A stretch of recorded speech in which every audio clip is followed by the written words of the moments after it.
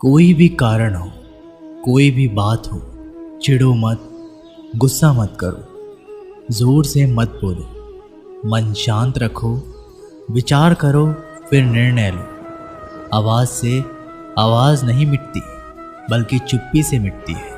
क्षमता है, कितनी काबिलियत है, ये आप तभी जान पाएंगे जब आप खुद को अच्छे से समझेंगे और खुद को कभी किसी से कम नहीं समझेंगे।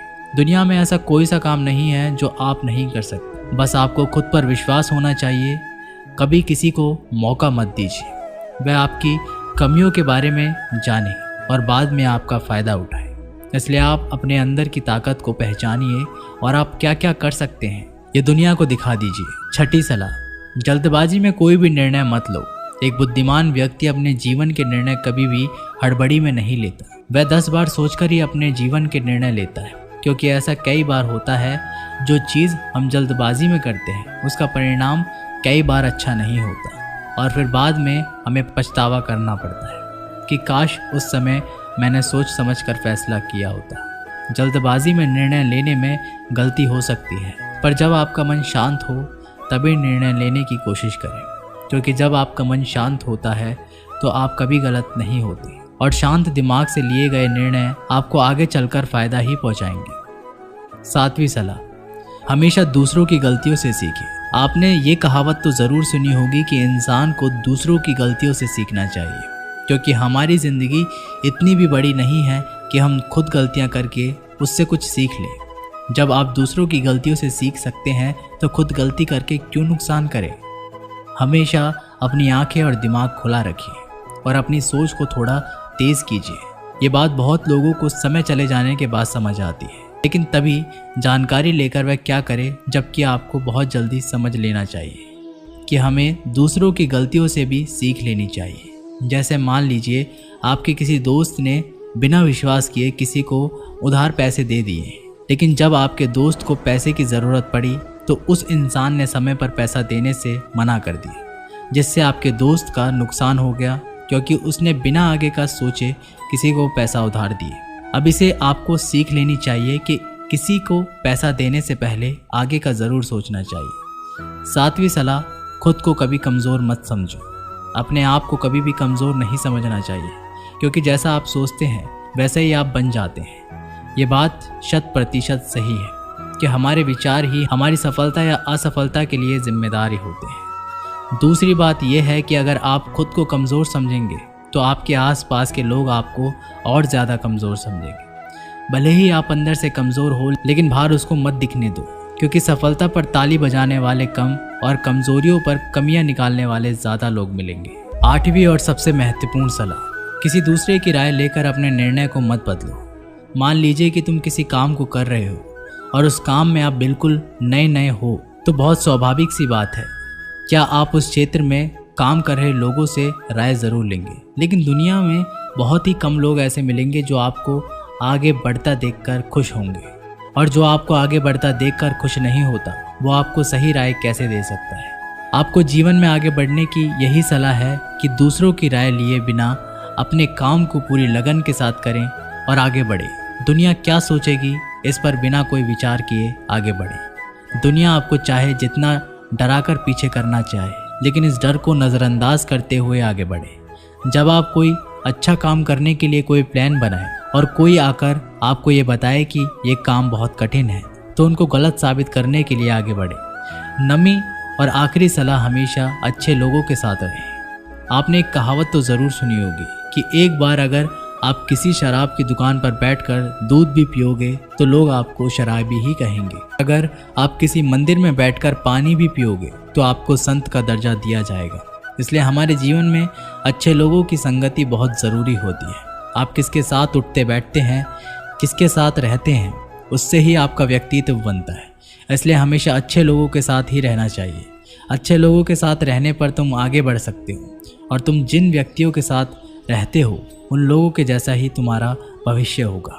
इसलिए अपने जीवन में संगति सोच समझकर ही बनाओ। जब तुम्हें लगे कि कोई तुम्हारी भावनाओं को तुम्हारे शब्दों से नहीं समझ सकता, उस समय भी तुम्हें चुप रहना चाहिए। अक्सर हम लोगों को अपने दुख, अपनी परेशानियां बताना शुरू कर देते हैं, जबकि हमारे आसपास रहने वाले ज़्यादातर लोगों को इससे कोई मतलब नहीं कि हमारे जीवन में क्या गुजर रहा है।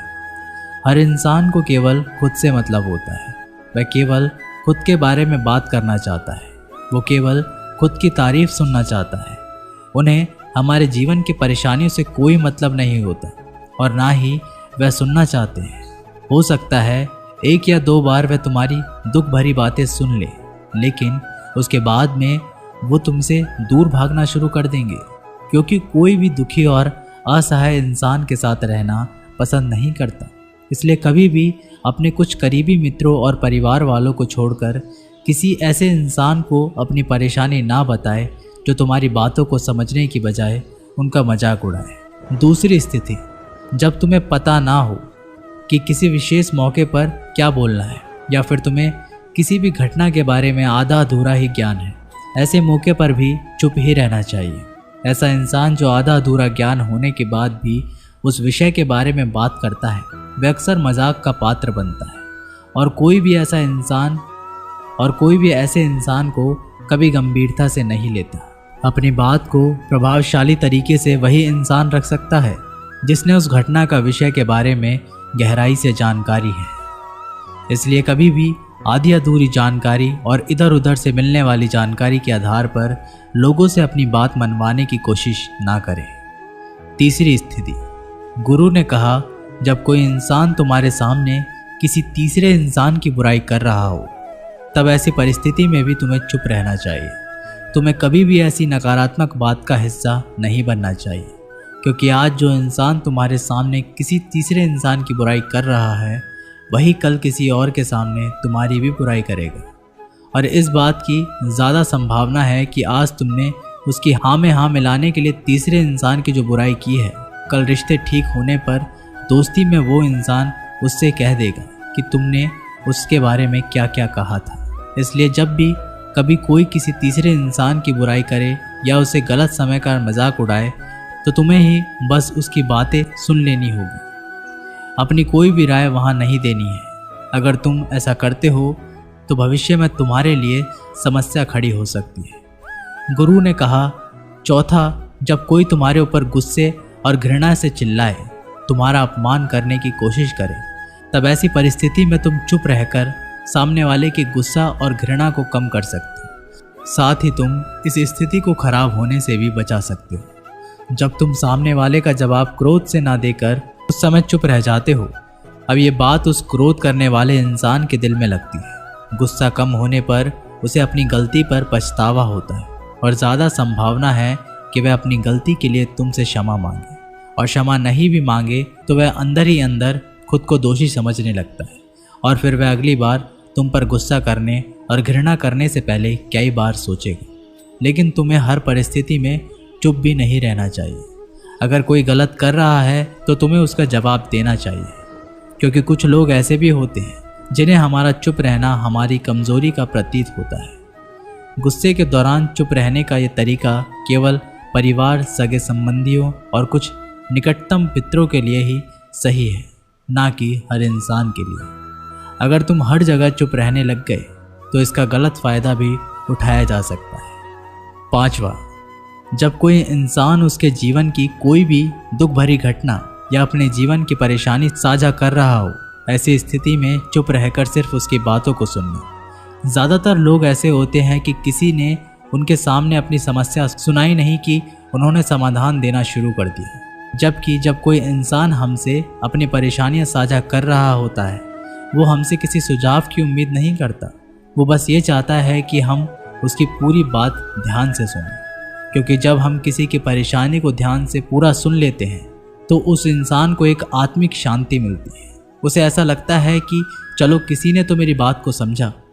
अधिकतर मौक़ों पर जब लोग हमसे अपनी परेशानी साझा करते हैं तो वो बस हमें अपनी बात बताना चाहते हैं। वे ये नहीं चाहते कि हम उन्हें सलाह देना शुरू कर दें, क्योंकि जो सलाह हम उन्हें देने वाले हैं वह सब उन्हें पहले से ही पता है। परेशानी के समय किसी इंसान को सांत्वना देने का सबसे अच्छा तरीका है कि हम बस उस इंसान की पूरी बात को ध्यान से सुन लें। जब हम लोगों की बातों को बिना उन्हें बीच में रोके और बिना किसी सलाह दिए पूरे ध्यान से सुनते हैं तो उनकी नज़रों में हमारे लिए सम्मान और स्नेह का भाव पैदा हो जाता है। हम ज़्यादा गंभीर, समझदार और शांत दिमाग वाले इंसान प्रतीत होते हैं। इसलिए जब भी अगली बार तुम्हें कोई अपनी परेशानी बताए, बस उसकी बातों को ध्यान से सुन लेना, और जब तक वह तुमसे ना मांगे तो उन्हें किसी भी प्रकार की सलाह मत देना। गुरु ने कहा, मेरी एक बात हमेशा याद रखना, जब तुम कम बोलते हो तो लोग तुम्हारी तरफ ज़्यादा आकर्षित होते हैं।